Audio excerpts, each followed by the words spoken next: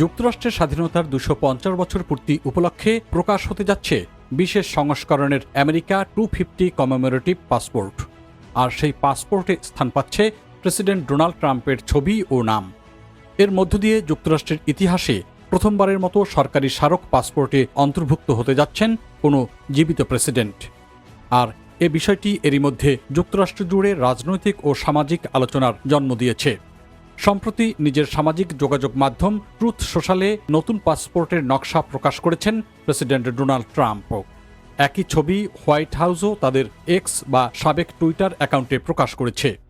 নতুন এই সংস্করণকে Patriot passport নামে উল্লেখ করেছে হোয়াইট হাউস। প্রকাশিত ছবিতে পাসপোর্টের ভেতরের পাতায় ট্রাম্পের একটি বড় প্রতিকৃতি ও তার নাম দেখা গেছে।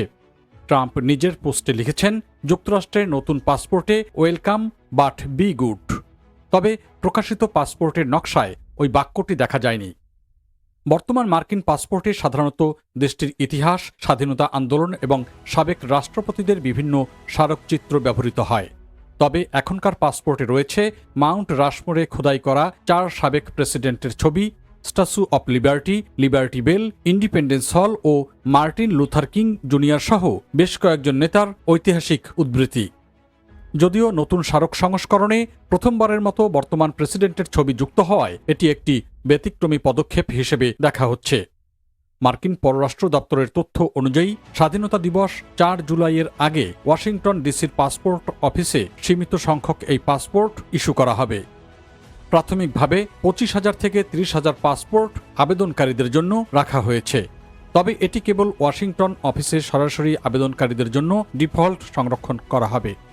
আর যারা প্রচলিত পাসপোর্ট চান তারা অনলাইনে অথবা অন্য পাসপোর্ট অফিস থেকে আবেদন করলে সাধারণ সংস্করণই নিতে পারবেন। তবে এসব ক্ষেত্রে যুক্তরাষ্ট্রের ভিসা নীতিতে কোনো পরিবর্তন হচ্ছে না।